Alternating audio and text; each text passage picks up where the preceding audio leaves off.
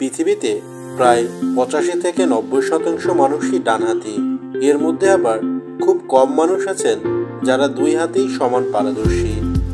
মজার বিষয় হলো, আপনি পৃথিবীর যে কোনো দেশে যান না কেন একই হিসাব পাবেন, অর্থাৎ প্রতি 10 জন মানুষের মধ্যে 9 জনই ডানহাতি। অবিশ্বাস্য লাগলেও এটাই সত্যি। ডানহাত ব্যবহারের বিষয়টি পরিবার থেকে এসছে, এই কথাটা বেশ প্রচলিত। কথাটা পুরোপুরি ভুলও নয়। এশিয়া, আফ্রিকা বা আরবের অনেক দেশে বাঁ হাতকে অপরিষ্কার বা অশুভ মনে করা হয়। সেখানে ছোটবেলা থেকেই শিশুদের জোর করে, এমনকি শাস্তি দিয়েও বা হাত বেঁধে রেখে ডানহাতি বানানো হয়। এসব দেশে বাঁহাতির সংখ্যা স্বাভাবিকভাবেই অনেক কম। কিন্তু যেসব দেশে এমন কোনো সামাজিক চাপ নেই, সেখানেও বাঁহাতিরা সংখ্যালঘু।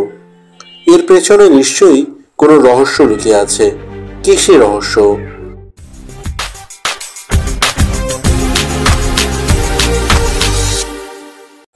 বিজ্ঞানীরা বলছেন, এই খেলাটা শুরু হয় আমাদের জন্মের অনেক আগেই, মায়ের পেটে থাকতেই।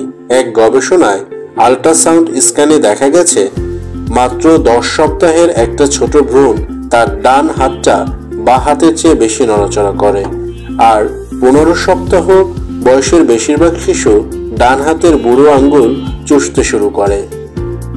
গবেষণা অনুসারে আমাদের জিনের নকশাতেই ডানহাতি হওয়াটা যেন একটা ডিফল্ট সেটিং হিসেবে কাজ করে। প্রায় 40টির মতো জিন আছে যারা আমাদের মস্তিষ্কের এমনভাবে তৈরি করে যেন সে স্বাভাবিকভাবেই ডান হাতকে তার প্রধান শক্তি হিসেবে মানে। কিন্তু তারপরেও কিছু মানুষ বাঁহাতি হয় কেন? আসলে এর পেছনে নির্দিষ্ট একটা কারণ নেই।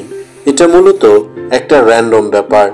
যখন মায়ের পেটে একটা শিশুর মস্তিষ্ক তৈরি হতে থাকে, তখন কিছু রাসায়নিক অণুর সামান্য তারতম্যের কারণে কেউ কেউ বাঁহাতি হয়ে যায়। এর পেছনে আলাদা কোনো জিন বা পরিবেশের প্রভাব নেই।